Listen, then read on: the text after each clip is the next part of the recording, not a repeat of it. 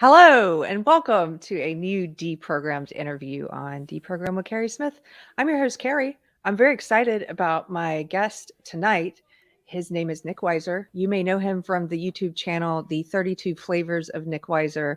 I asked him for a bio and he gave me one of the best bios ever. It's very brief, which means he's a man who knows who he is. He says, I like my movies manly, my comics heroic, my pizza cheesy, and my metal loud. Please welcome Nick Weiser.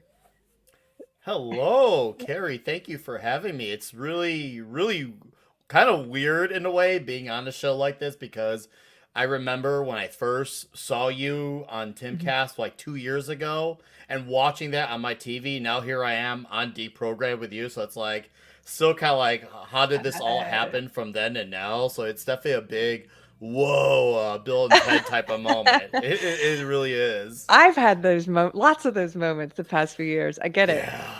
Oh, Yeah. I'm still feeling that right now, actually. Well, here we are. As I said, I love your bio. Thank you. Thank And you. for anybody who's not familiar with you, I usually just start with I want to hear a little about you. Like Hmm. you've given us a nice introduction there, but tell us a little bit about your channel, the 32 Flavors of Nick Weiser. Okay. So my channel, I mean, a lot of people within our sphere, I guess we could say, we'd like to have used something that our friend Gary from Nerd would like to say is the other side of the conversation. I Okay. would like to say I'm the extension of that. I'm the other side of the other side of the conversation. Because, and I say that because, like, we got a lot of the current conversation, cultural topics that are going on. And when I started the channel, it kind of started as one of those channels per se, and then I realized I was kind of talking about it on every single show, channel, whatever I was going on, stream, video, and then I realized I feel like I needed to balance myself out a little bit because I feel like that conversation is important. It's still very relevant. We should be having those talks, but I feel like we needed to have a little extension of ourselves, a little getaway to balance our minds and our mental health a little bit Mhm. from it for a little bit. So I decided, why not switch up my channel and talk about those other things while still going on other shows to talk about the conversation, as Okay. we like to say. And what is, first of all, so everyone's clear, what is the conversation? The conversation, the culture war, Yeah. that type of Yeah. stuff. What's going on with all the big IPs, wokeness, all Mhm. everything post 2016 with politics. A lot of those conversations, like we've Yes. been we a lot of people in our sphere have been the other side of that conversation, and they are very deeply necessary. And I still listen to a lot of people, yours included. And it's like I said, I just want to give something little bit of a getaway. So that's all. It's just like it's like when you're processing it, all day, every day, it can make you wild up. It can make you angry because you're talking about so much. It can be frustrating to see whether it's like your favorite IPs you've grown up with, and you're talking about it all day, every day. It can really, it just brings you to a really bad place where you're talking about it all the time. Where it's like if you talk about good things and bad things, I feel like you're that much more enthusiastic Yeah. about covering either or when you're a little bit more balanced and Yes. varied on the topic. That's why I decided, why should I cover that when everyone else is doing it? And in my opinion, a lot of those guys were, I'll just be very honest, I feel like they were doing it better. So, and I'm like, why not do something that's covering the good side of things? And, of course, with that territory, it does make it a little less clickbaity. I mean, to be fair, we all do things for click. We all do, because what's the point of making something if Mhm. it's not going to get clicked on? But I guess you could say it's not as clickbaity. We all do to a point, but Mhm. mine is not as much. Mine is, like I say, it's the getaway. It's to have the good time and the actual escapism. Because a lot of us have forgotten what escapism was like, and that's because obviously a Yeah. lot of it has been taken from us. So I'm trying to bring that escapism back, and I think I've done a fairly good job at it for the most part. I'm still getting my hand at it because I know how to bring on a show, but as far as technology, I'm meat and potatoes when it comes to technology. But somehow I get by. I try to Yeah. make sure my voice is the strong point to make up for my lack of tech coverage. I'm kind of similar. Still have a learning curve on the tech. In fact, Oh people in the chat usually tell me things like, "Hey, you need to fix your mic, or you need to do this, and yeah. you need. Why don't you have an ad blocker?" I'm like, "Oh, okay, thank you." But I wanted to comment on something you said there because you're talking about. I know exactly the conversation you mean, which is what we hmm call on Deprogram, the culture war or the spiritual war, if you believe it's a spiritual war, like I do. There's definitely Um, essences of it, undeniably so. Yeah, and so that it does become I agree with you, if that's all you're focusing on, it makes me think of the, Nietzsche quote, "Be careful fighting monsters lest you become the monster you're fighting." And, hmm when you stare into the abyss stares back into you. And that quote to me means a lot of things, but one of the things I view that as is a cautionary warning of don't become obsessed with the things that you're against and that you're hmm fighting. And in a way, if you do that, you become no different than the social justice people who all they're doing is fighting against something, Yep. right? Other side of the same coin. Right, right. So I love that you're focusing on the positive and things that you're excited about. How did you can we back up a little bit? How did you Oh, of course. first get into doing a YouTube channel in the first place? Or here's another question, and you can hmm answer them in whatever order you want. How did you Yeah. get pulled into that first conversation, the culture wars? Well, I'm glad you asked both questions because no, if we stuck with the first question, it would have led to both answers Okay. for both questions anyway. So this totally works out. So there's no long story short. There's only the story. And many moons back, like almost a decade ago, I was doing a lot of music focused reviews and stuff. Where I would go to shows, review stuff. I did for this company called Digital Tour Bus. They got one of those fairly big YouTube channels, 100K subs and all that. They do photos and stuff like that. They do tour bus stops. They explore the vans and the buses of bands.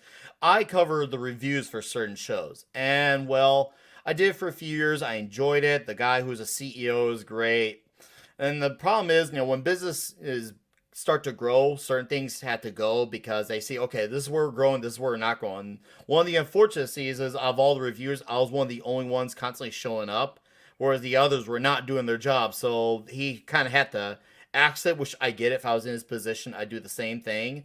And when it happened, I get it. I never had no bitter feelings, but I thought to myself, man, I did that for someone. I made a lot of connections over the time. I should do something on my own. Well, then, dad life happened, and then children grew a few extra years. And then I thought to myself, man, I want to get something going again. And I knew I wanted to do something. I wanted to have something with my own name, my own whatever attached. And I'd say, probably the summer of 2018, I discovered a video.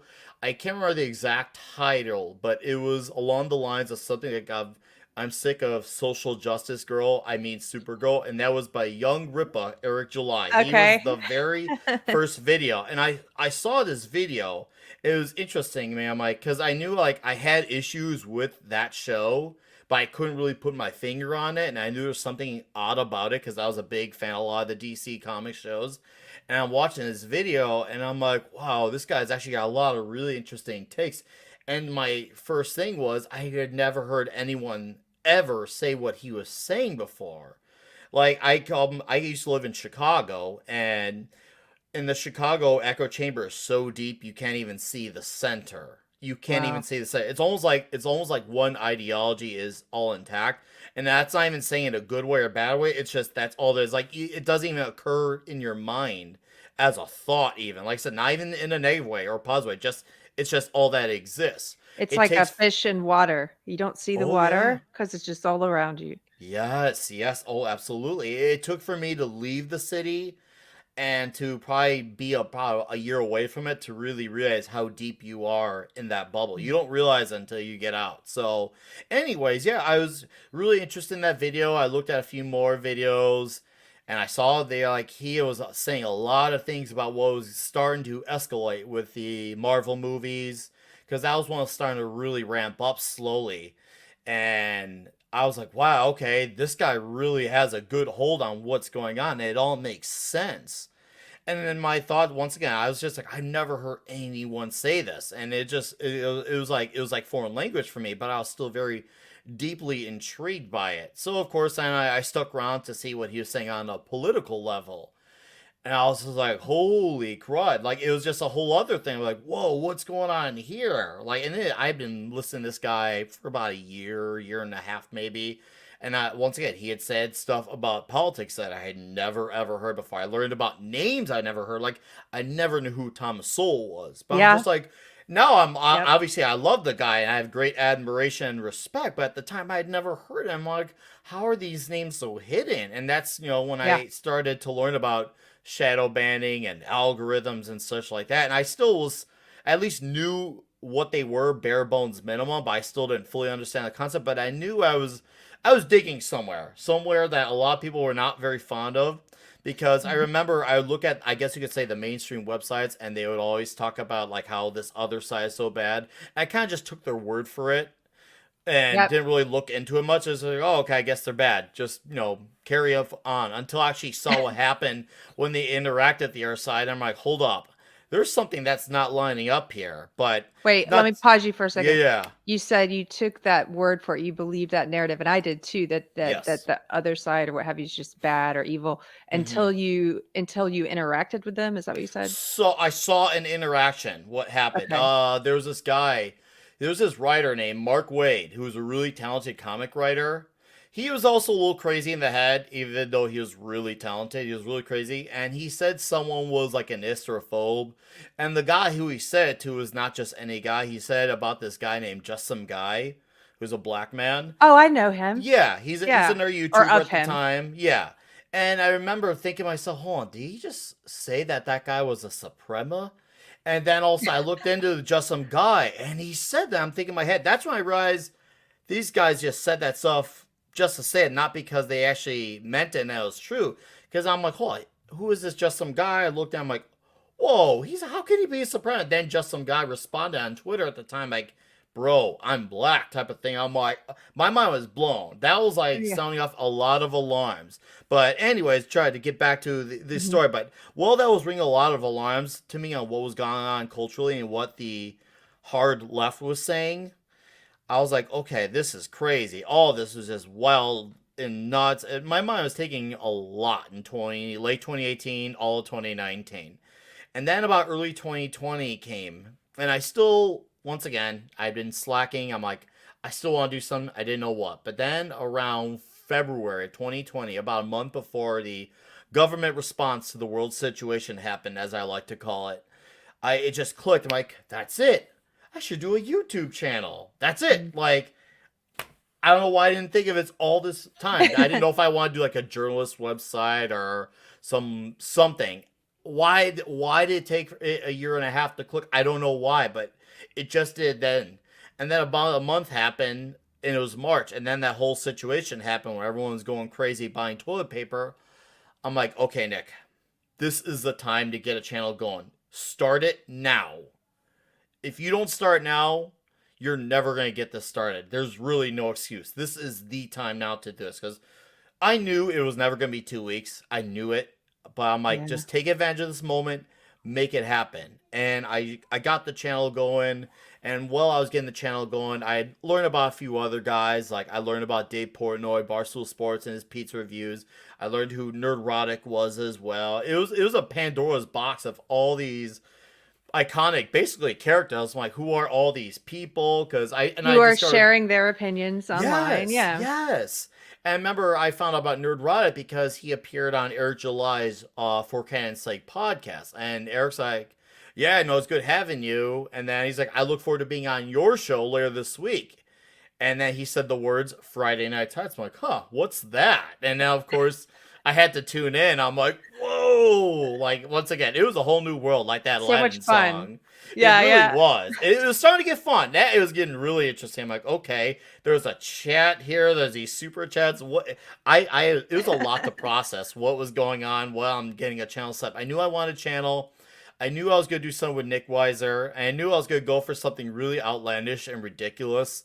And I passed by Baskin Robbins. They had the 31 flavors, so I just added one more flavor. That's all that it was. There's no deep meaning. So I'm like, you know what? I'm just gonna do a bunch of videos, and I'm probably gonna be really terrible at this. But if I'm terrible now, hopefully I can get better within Yes. time. And I just said, because once again, it just I had to remove every excuse out of the book. Don't wait on technology. Don't wait on being good. Don't wait on after the lockdowns. Just get it going. Just be terrible, and eventually you'll find your groove. And of You course, you know, take that leap of faith. yes, and I did, and you know, I got stuff going. I bought a mic, got a desktop computer, all that stuff, and I went for I was doing videos, and I started learning how really gamed the system really was because I used to get like no views at all. I didn't do any live streams, but I did some videos, and I'm like, maybe I'm just terrible, but just keep it going, just keep it going. Something will happen. And then I met this guy in the Friday Night Tights chat. His name was Jake D, I remember. And I just kind of like put out a shot in the dark in the chat. Hey, I started a channel a few months ago. I'm looking for people to live stream with. If someone can have me on, that would be great. And Jake D, I remember at the time, he tagged my name and said, hey, Nick, get in touch with me and I'll have one of the mods post my channel. Right away, I reached out to him, email. He had me on for a live stream. We had fun. It was great. And I met some other people. There was one guy, Poly Latino Slant, my friend Ben Clobberton Times. I mean, sorry, Mike. Mike is his name. I only said Ben because the thing from the Fantastic Four, his name is Ben Grimm. So I made a comic book mistake. But I met all these people, and I was like, wow, this is really cool. And now I'm starting to actually get some notices now. I'm like, oh, crap. I actually now have some views on my videos now. This is kind of cool. People are actually responding.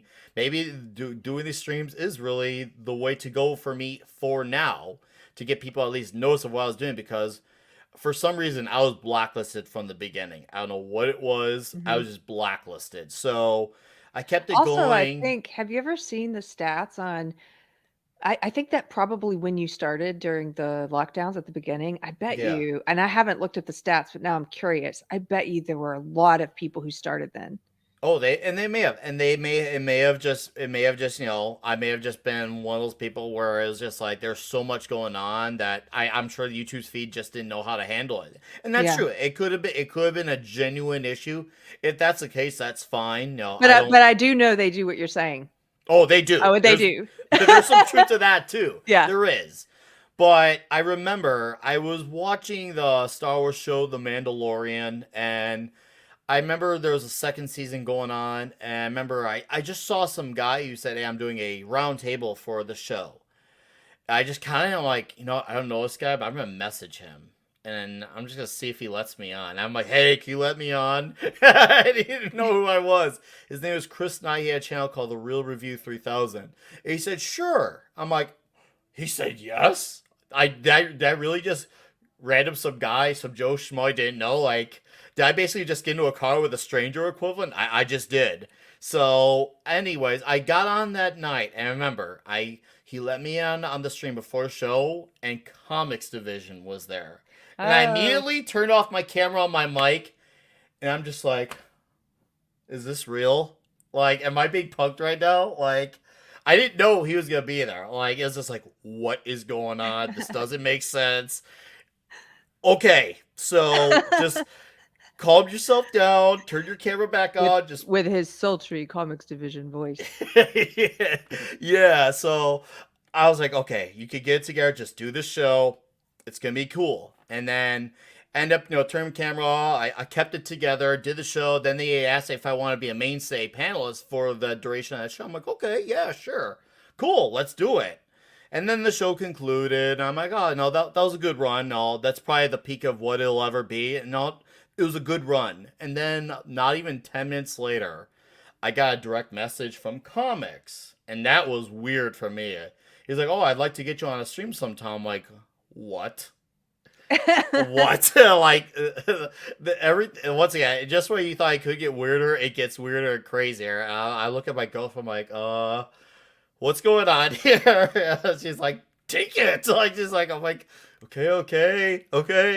And then I'm like, hey, Comics, hi, yeah, I'd like to do your show. I'm excited. So, I did You the know, show. I'm It was gonna great. interrupt you for a I'm gonna Yeah, pause go you ahead. there because you're making me think about no matter. I mean, this may be common sense to some people, but I feel like I've learned a lot of things late in life, and one of the things I've learned because sometimes people ask me, they're like, "Hey, I want to start a podcast. What would you suggest?" Or "I want to do this. Like, how do I get in touch with people?"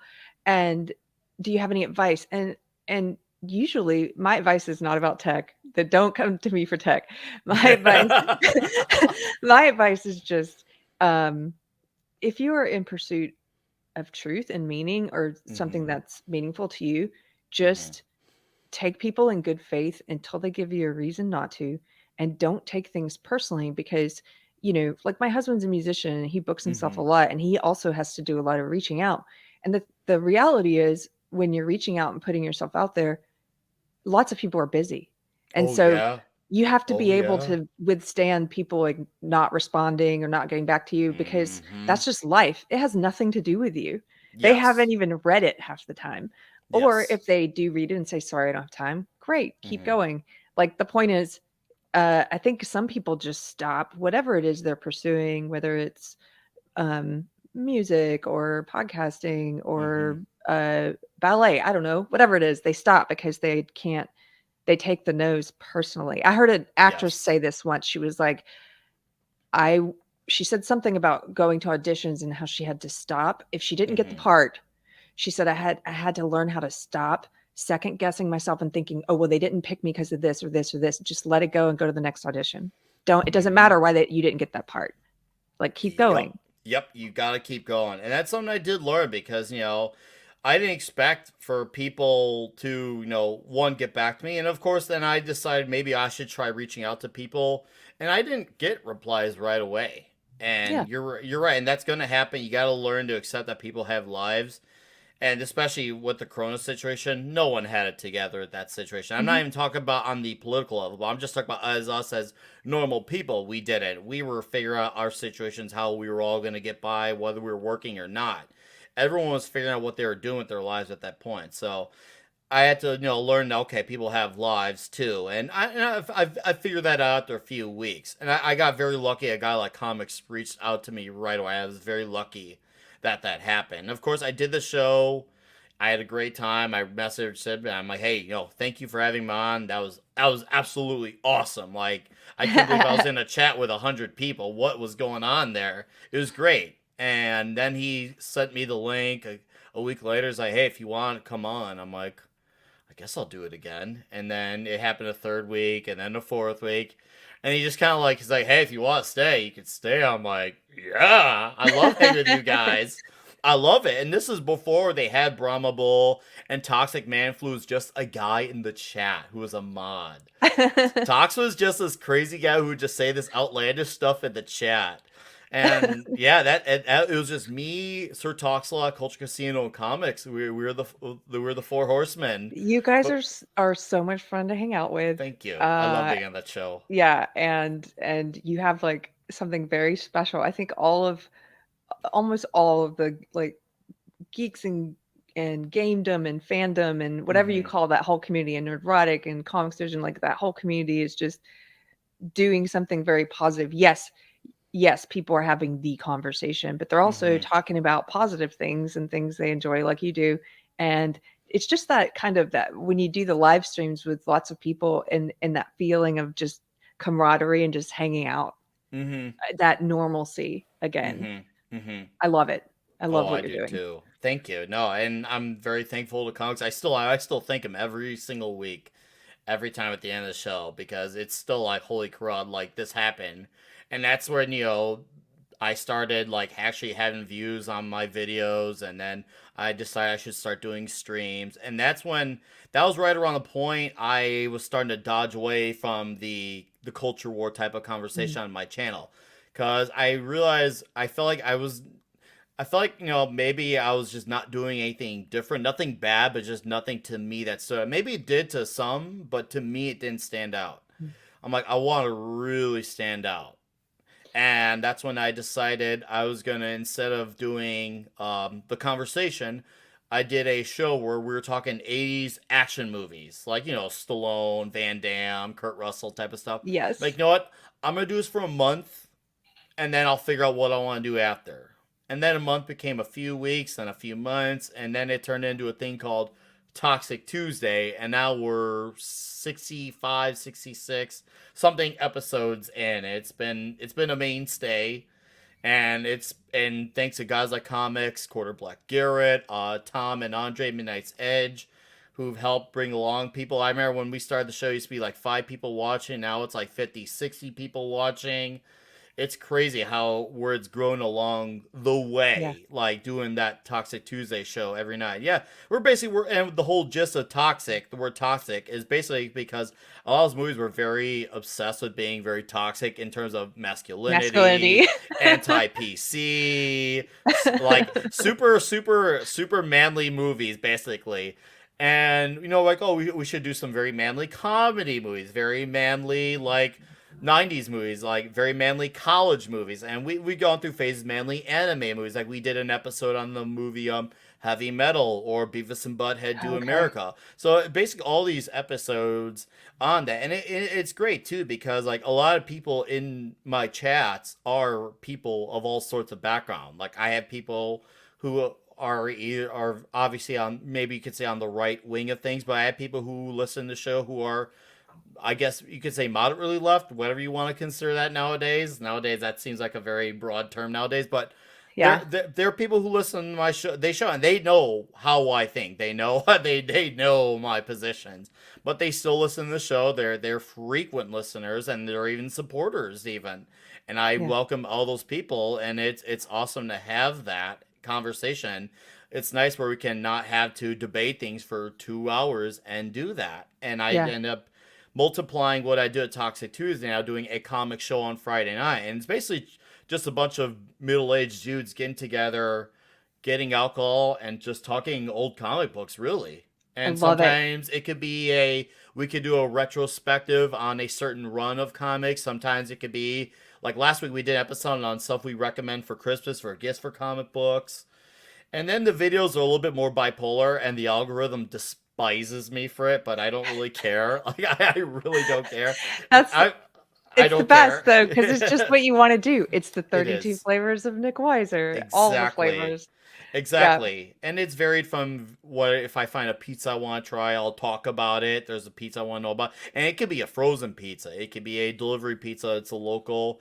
There'll be also, sometimes be a album I want to review that I'm really passionate about. And I've been lucky to have had a few guys who have come on, I've done some one-on-one interviews with, who once again, they know my positions.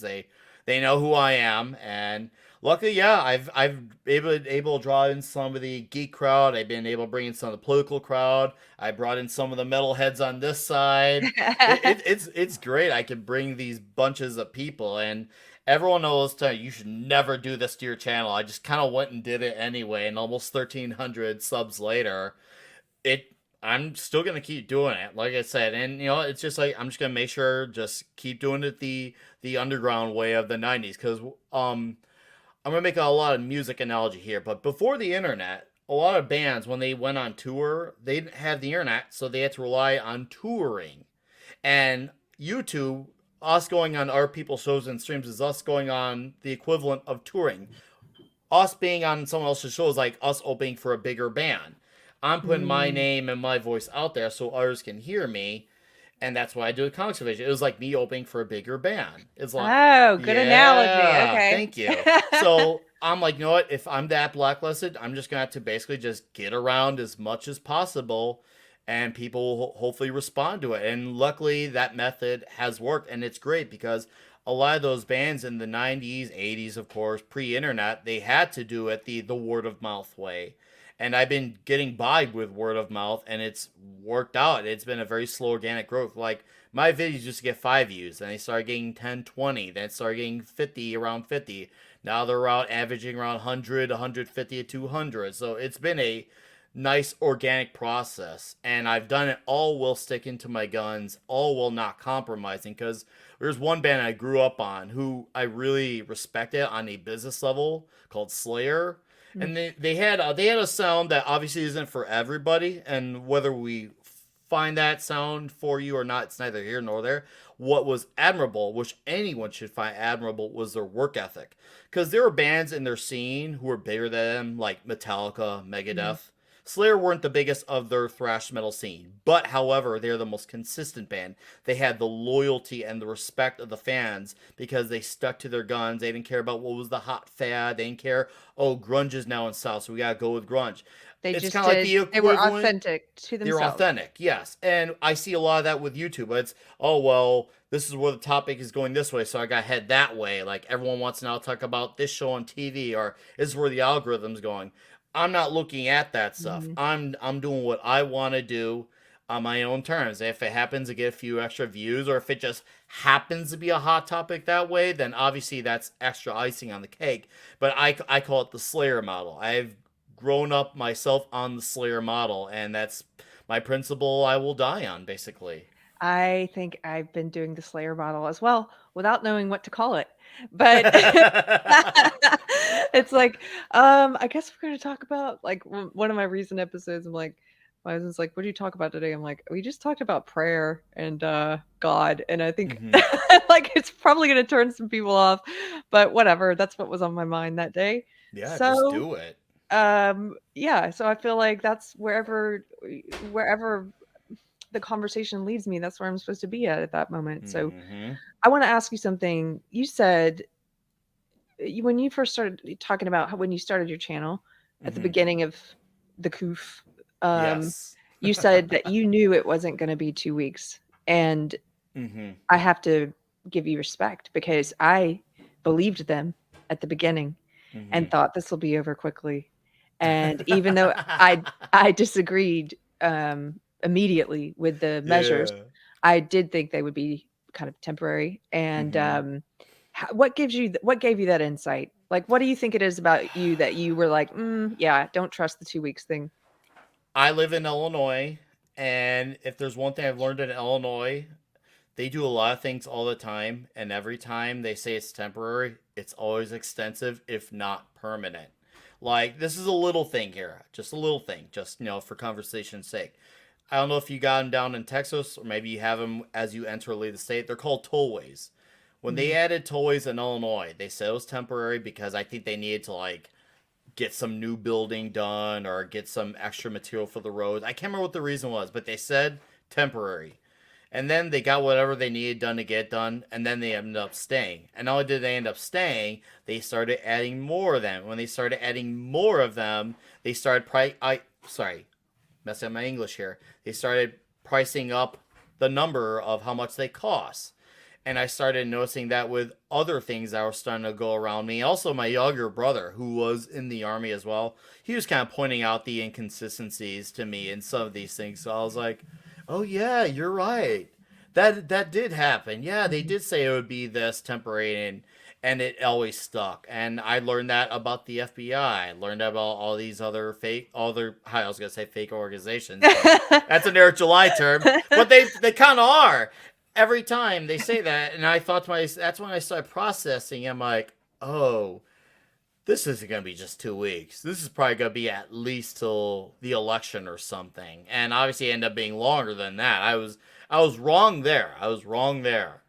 And the Wow. process was just it was just and that whole process really definitely opened my eyes to a lot of what was going on. You really see a lot of people's true colors, whether it's on the Hollywood side, on the music side, or even just people you know in your everyday life. Like, Mm, I swear, like that yes. that whole situation brought out the real colors in everyone. And I don't want to say it brought out the real colors in me, but it definitely made me who I.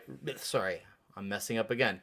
It made me realize who I was that much more and what I Yes. wanted to be and where I was going to go from there on out. I realized and understood the importance of family, and I understood the concept of the nuclear family that much more, and how big and important these ideas and traditions are. I understood them on a much greater level, nuance based, than I did at face value. Because the thing is, like, a lot of the people who say, well, they stick with this because it's tradition, they're right, and I agree with them, but I feel like because they relied so much on that argument, it makes their argument look weak. They got to have definitely some layers to it to get people to understand it. Because if you're telling someone of the opposing side They don't want to hear the words "it's tradition." You got to have something there that they could connect with in order for them to even consider listening. But if you just Hmm. say it's tradition, it's like, yeah, I agree with you, but they don't, and you want to get a hold of them. So I'm trying to get people to understand tradition, like lately with Toxic Tuesday.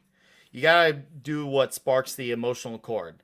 I know a lot of people on different sides like the James Bond movies, but obviously there's a certain crowd who also finds old James Bond movies very problematic, for lack of a better And word. Traditional. traditionally Oh problematic. yeah. Oh yeah.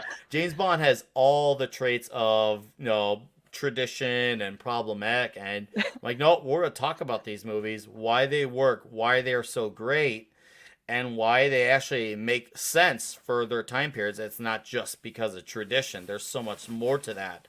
And we've been covering the Connery Bond movies for about a month now. We got a few weeks more to go. So we're going to continue rejecting modernity and embracing tradition. I've even had a little bit of that too with aggressive music, and that's something I've seen a lot too with a lot of metal bands, or even hard rock bands. A lot of them who claim to be against, the machine or opposing speech, they fell right in line with the machine. A lot Mm, of them, and that's some that really got my attention a lot, because to me, like, I didn't really have a way I was for. To me, I was a very leave me the hell alone. That's where yeah. I was. Just leave me out of it. I don't care if you want to be this or that. Just leave me alone. And those people wouldn't leave me alone. They would basically force me into a conversation. I was like, oh, well, if that's how you're going to play it, well, I guess, I'm going to play it this way. And this is what you get for getting me involved. I'm going to go this direction almost out of spite now because you wouldn't shut up. You wouldn't leave me alone. So, but Yeah. luckily there's a few who have stuck to their guns, and I obviously have even greater respect for them now. And some of them I've had on my channel, and I'm glad that there are guys who are open out there who are saying, no, I'm not just going to hold back from this. Like, this is insane. Like, even if you don't agree with a right leaner, if you gotta be for speech or whatever, you gotta mean it, not just when it works in your favor. And there's Right. a giant lack of consistency, and that's my issue. Who And are some now of the the colors are coming out. who are some of the musicians or metal specifically who you think really consciously stuck by their resistance guns Okay, I could and I could do a few actually on this. Dave Mustaine from Megadeth, obviously, he was the Mhm. guy who originally got kicked out of Metallica. He got red pill before that was more of a thing. Like, he was on Infowars, Alex Jones back in like 2013. Um, I'm trying to think who else. Havoc, HAVOK. They're from Colorado. Actually had their singer on, David Sanchez. They're from Colorado. They're a thrash metal band, and I think I'd say he's maybe a libertarian or traditional 20th century liberal. If I had to Mhm. guess what his positions were, he's a really good dude. There's John Joseph, who used to be of the punk hardcore band the Cro-Mags. He's also very consistent. Also, Johnny Rotten of the Sex Oh Pistols. yeah. We're gonna do Yeah. a whole episode on him soon on our Wednesday night Oh, show. Maybe you nice. should come for that one. I would love to. Glenn Okay. Danzig as well, of Danzig and the Misfits. Glenn Danzig has always been very openly centrist, and he is one guy who's just, I just hate the monolithic government. And that's like ultimately where my position is monolithic government problem. So, Yeah. and I respect Danzig for that as well. So yeah, there's quite a few of them. You're not gonna see the spotlight shine on them as much, but they are out there. And even though I don't know him well, I do know of him. Phil from All That Remains as well. He's been on Timcast as well. He's spoken with Eric July. He goes by Phil That Remains on Twitter. Phil Okay. Labonte, really good guy. So, and he does know of a lot of the channels in our fandom too. He knows who Nerdrotic is. He knows who Razor Fist is. So he has an idea, at least, of who some of us are. He's got an idea. I recognize his name, so it's probably from Twitter Yeah. because yeah. Yeah. uh, what about Guar? Do you know where they stand? I met Oh, Guar once. Guar's, I know. Here's the thing. I saw him in 2006, whom I love, by the way. And one of the Legion of Memers, if you know who they are, the Legion of Mhm. Memers. I know One the of them sent Legionnaires. me a Blu-ray, a brand new Blu-ray of their documentary as a gift to me. I would be released the McCracken. Sent it to me. There's a bug here. Uh, Released the McCracken, sent me a Guar Blu-ray, and I think they're very on the center, if I had to guess, because when I saw them in 2006, I saw them kill George Bush on stage, and I saw them also kill, I think it was Bill Clinton on stage. So for all I know, they could have a few members who are both ways. They could have people who they might be secretly left, and they just kill everyone on stage equal opportunity. I don't know, and that's fine. Like if you're a kill a puppet of Donald Trump, okay, fine. Kill the one of Hillary Clinton as well. I'm good with that, man. I'm very good with that, and I love the Guar show. Exodus actually is a band who they actually spoke out against all the falling in line in a song called Clickbait. They're a thrash metal band. Exodus is one of the Bay Area stuff that came from the Metallica Megadeth wave. And it's funny because some of their members are left leaners and some of them are right leaners. And they say, yeah, some of us have opposing views, but you know what? We learn to get along and we learn that there's more to our Love life than that. just politics. They say sometimes, we'll talk about politics, but there's sometimes we just want to have a beer and listen to old classical music. And I Mhm. think I agree with Exodus on that. Like, and they're right on that. You got to have that perspective. Like, you can agree with each other and disagree with each other, and they're still in a band together and they tour like I basically like love our that. family. That's the way it I do should too. be. It should be that way. It That's the way it should should be be. that way. So it happens to work out that I just love them too. So that's like the major icing on the cake. That's Major awesome. icing on the cake. Yeah. So, can you tell me, as someone who, now I will say I like some metal, Mm-hmm. um, and some of it, surprisingly, when you look at the lyrics, is very positive. People who Oh don't like yeah. metal may not Oh realize yeah. this, but for example, do you consider Ozzy metal? I do, a little I bit. do. I mean, I could see why people don't, but to me, he is, and I say that because obviously he was the first singer of Black Sabbath. Even though Hmm. he's not my favorite singer of Black Sabbath, he's part of the original prototype of heavy metal. And I have to emphasize the words heavy metal for a reason, because there's heavy metal, then there's thrash, there's death, there's black, there's all those subgenres, and they all are important because if you ever look into the black metal guys, some of those guys did have run-ins with Antifa, and they're not very fond of Antifa. And Wow. that's saying a Okay. lot because they're pretty blasphemous types. They're very blasphemous types, but at the same time, they actually live up to being free speech no matter what, And that's even if it black goes metal. against. Yeah, and like I said, they're not for the faint of heart. They're Okay. really not. Like they wear corpse paint on stage. They have very vile things on stage, but their message is applied very evenly. Even though, like I said, they're not for everyone. They are Right. not. Okay, now It's I'm gonna go down this rabbit hole. You know I am. okay. Go Uh, for it. but but I was gonna say that, like Ozzy, for example, Yeah. Crazy Train lyrics, very Yes. positive. If you look at the Yeah. lyrics, you're like, oh my goodness, these are like John Denver lyrics, Oh positive. yeah. Oh, And absolutely. and so what can you tell anybody who may not be a fan of metal or maybe haven't even exposed themselves to it to see if they like it? Like what do you like about the genre? What I like the genre for me, it's a catharsis. That's what it is Mhm. ultimately for me. It's a catharsis. I see it as a getaway to get away from the world. Like a few days ago, me and my girlfriend we went to a show and we went to see this band called Amon Amarth.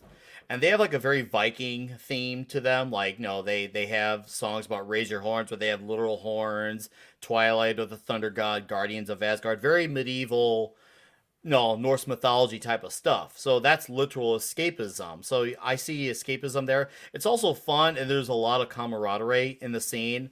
And there's also a little bit of something for everyone. Like I said, black metal may be very blasphemous, but for every blasphemous band you have, like a Mayhem, you do have a band that is actually of the very opposite. And when I mean opposite, I mean opposite. Striper, they're actually very openly Christian, and Striper are amazing. Stryper.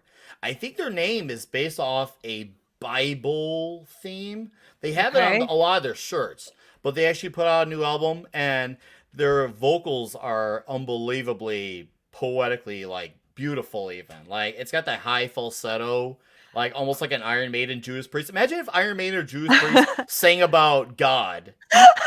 I'm not Wait, joking either. I I'm am not joking. so I just looked them up. I love their outfits. They're Oh, the so yellow and black attack. Yeah, yeah. that's what the yellow and black attack is what they go by. Striper are so great, and I have many of my friends who are on the more blasphemous sides who even they'll admit that they're awesome. They hate admitting it, they hate it, but they're like, yeah, their solos are really good and their singing is really good. There's like a layer of guilt in them, which I think is great. Yeah. They even they are just like, I hate saying it, but they're great. But no, they really are good. And Razorfist made the argument that no, if Striper sung about the same stuff that Iron Maiden did, they would be huger than Iron Maiden. Obviously, that's hard to debate if that would or would not ever be true. But there is definitely an argument there to be made because a lot of the stuff those bands are covering at the time did make them huge and made them Mhm. stand out. And Striper technically have been out of style the entire time. And they've stuck to their guns as well. They're, once again, they're all men of faith in their band, and yet they have this genre of music that they play, and they've had people from their side who have gone against them too, like especially the religious right of the 90s. They've had people try to write them up because the music that they played was loud and they didn't understand Right. it, but they still said, no, we're gonna be with God here, like this is our message and we're still gonna do it anyway even They're if these like people hate us. attacked from all sides. That's not Yes. uncommon. Um, Yes. what can I just interrupt your interview to put this on the Yeah. screen since I mentioned it? You Yeah. guys, thank you so much for introducing me to this. Look at this. Look at these the uh hair, like you said, they don't care. They're doing their thing. The yes, they hair don't care is at from a all. different decade, and I love it. The outfits, they're just working it. I'm totally gonna listen to these guys after our interview. Thank you. Please, and I'll send you two albums to reference too, Okay. because that way you could get an idea of what they were then versus what they were Okay. now. So I will be glad to recommend that to you. Seriously, That's Striper is awesome. so great, and there's even a great Metal Mythos Razor Fisted on them too. And Metal Okay. Mythos is like where he does his own documentary retrospective on bands that he loves. One of them was Striper. So if you want to get an idea of really getting to know them, if you like what you've heard, like that's a Okay. good way to go down the rabbit hole. Seriously, Striper are excellent. Like they're Awesome. so insanely excellent. Awesome. Okay, so, um, tell me a little bit about where I like to ask this of everyone because I like to get a variety of opinions on this. Yes. Concerning the conversation, Hmm. where do you think we are now? Like, what's your gut Where do on I think we are? the culture Okay. war? Yeah. That's a good question. Actually, not many people actually ask me that question. Where I think we are, I'm gonna say the same thing I say on yelling at park cars. I feel like we're seeing very, very minuscule elements of the pendulum swinging back the other way. But if I had to predict very modestly, I think it's still gonna be in our 10 to 15 years. Stupid bug. Oh, I don't see um, it, but that's okay. Oh, you don't? Okay, No. good. I think it's gonna be around 10 to 15 years because you a lot of people have gotten so used to everything happening quickly because of the internet and how everything is super centralized. It's kind of made us all a lot more impatient because we're used to things coming quick and having them very conveniently. That we also forget that a lot of the people who rose to the top, whether it's in big tech or the news or even in music, a lot of those people played the long game. And they did. Like what they did, even with the internet, they played a long game, education included. They all played the game over 10, 15, some cases 20, 30, 40 years, depending on how badly deep you want to go down the rabbit hole.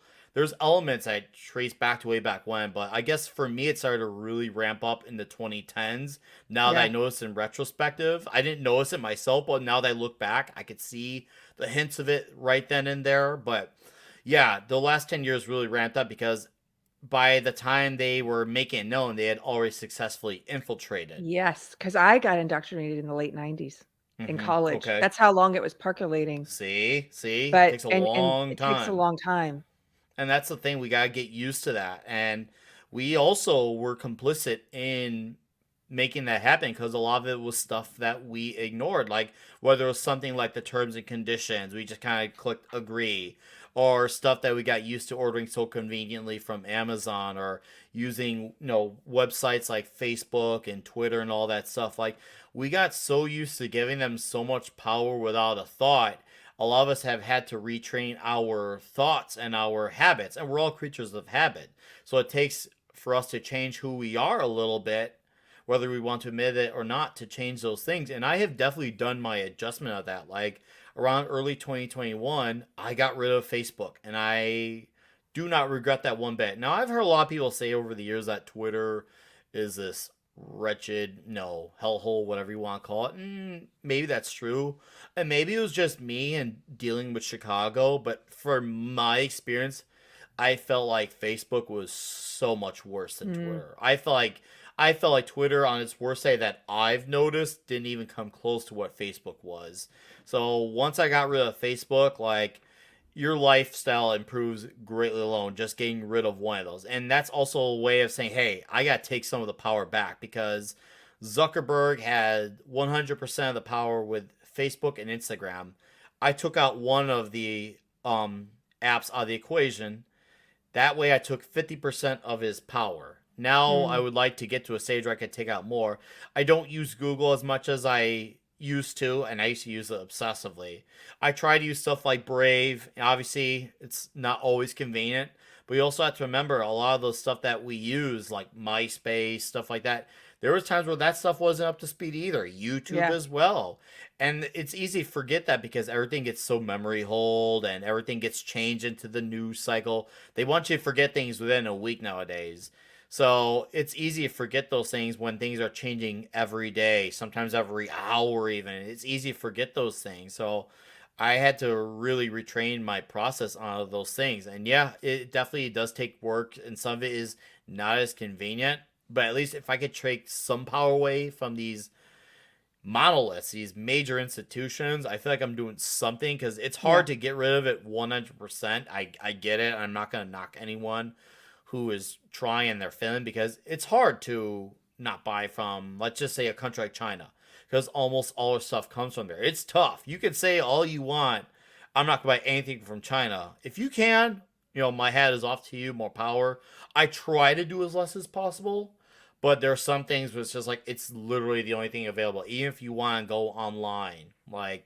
But hopefully one day I can continue to improve that slowly but surely. We're all Yeah. habits of the It's machine. a it's a Go ahead. slow process, and I'm like you. I don't knock anyone because everyone's got to make their own choices on It's tough. what's convenient for them and what things they can sacrifice or change or what habits they can modify. And Yeah. that doesn't just come from that's not just for limiting our use of big tech. I think it's also with things like recycling, or if you use Yeah. plastic or paper, or if all of those things. It's sort of back when I was on the woke left. I remember in one of the comedy groups I managed, there was this guy who he was a labor organizer, a union Mhm. organizer. That's his real Mhm. job. And then he was a comedian.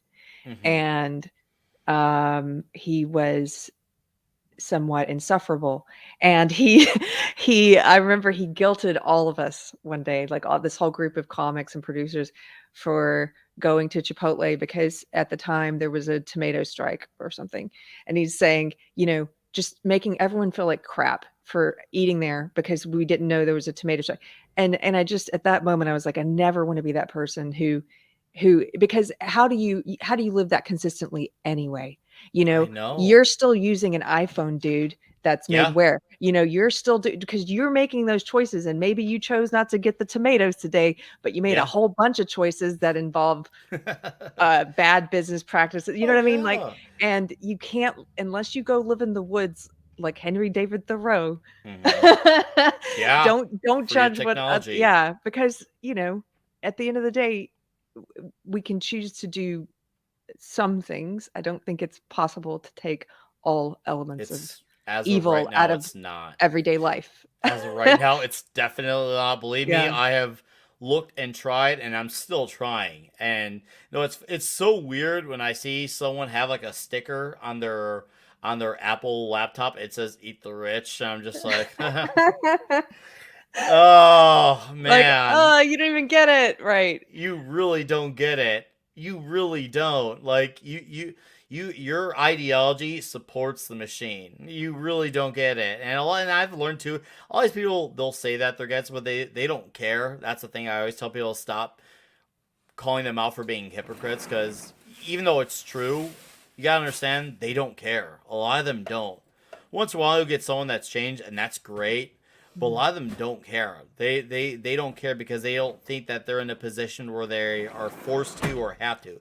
So as long as they're in that position where they're not compromised, they're gonna think that they could be a hypocrite all they want because in their mind it's always right as long as they're doing it. They might as well live Yeah. by the slogan, "It's okay if we do it." At Not least they would be not honest. yeah, not living consciously. I think that's what that is. Oh And yeah. it's very, very easy to do that and to slip back into that as well. Mm-hmm. Um, can we end on give me some things that you're excited about. Let's do the positivity thing. Okay, yeah, no, I am very excited about a lot of things, and I'm gonna talk about things that I'm excited for the future. I like where I'm seeing with obviously not just Twitter with Elon Musk, but I like that we actually are seeing Rumble make progress. I do like seeing that. I do also like the future with entertainment. I'm a very loud supporter of what's going on with the Rippaverse. I'm also a big fan of the Critical Drinker's new book, Dark Harvest. I feel like it's a genuinely good book. Like it's like a suspense thriller story, and it's kind of prophetic, very Okay. prophetic nowadays. It's really prophetic, but I feel like we have people who are not just making alternatives, but good alternatives because it's not enough to just be an alternative. You can't just exist and be like, okay, just embrace me because I'm the alternative. To me, you gotta have something that's still good. It's like, yeah, I'll check it out and support it and see if I like it, but if I want to stay there and stick around, I gotta be invested. And I like what I'm seeing with the Critical Drinker, not just from YouTube videos, but from what he's doing on a cultural level. Obviously, Razor Fist as well. He's got his upcoming book, Death Mask, that he's got going on. And I like that a lot of these guys are guys who are really making things that people could invest in culturally, whether it's comic books or movies like The Drinker's making.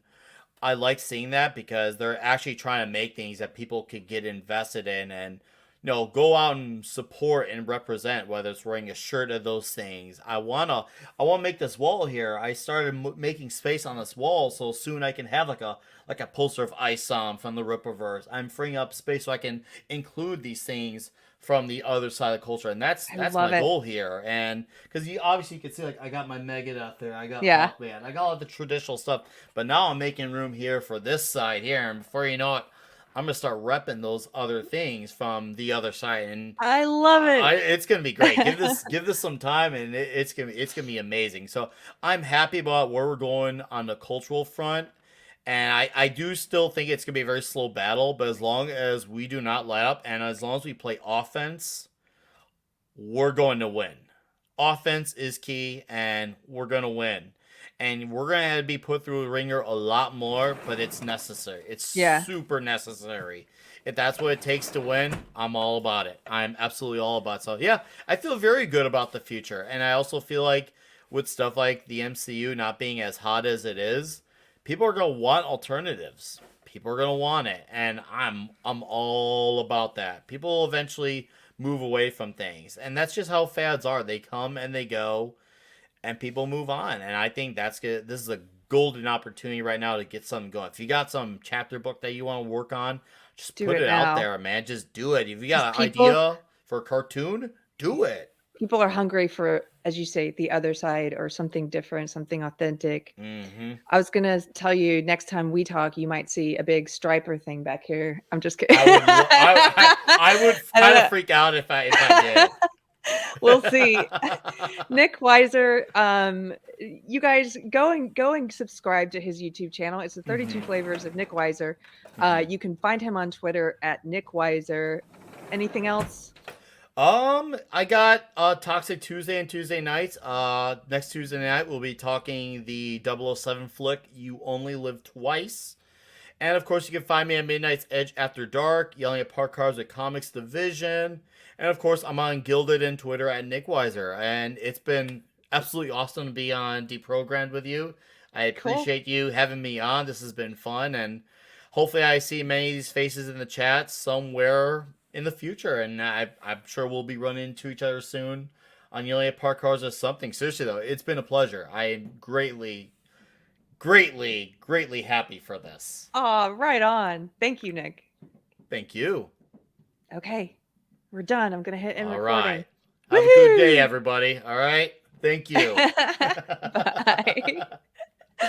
Thank you to today's sponsor, the Church on the Square of Georgetown, Texas, which happens to be my church. My church is no longer allowed to advertise on Facebook, which is unfortunate because that's how I and a lot of other church members originally found them. They've been told that they violate community standards. There's no details there of what that means, but you guys know the score. Anyway, since they're not allowed to advertise, I'm here to give them a plug. You can find them online at thechurchonthesquare.org. You can also find videos of all the sermons and some other kinds of content on their YouTube page at Church on the Square. You can also join us. If you happen to be in the Georgetown, Texas area, we meet every Sunday at Ken's Guitars, that's Kenz, Ken's Guitars, right on the Georgetown Square. We meet outside, right on the square. Sometimes, if the weather's nice, you might find us there. You might find us outside in front of Ken's. But if you're local, I hope to see you. Thank you.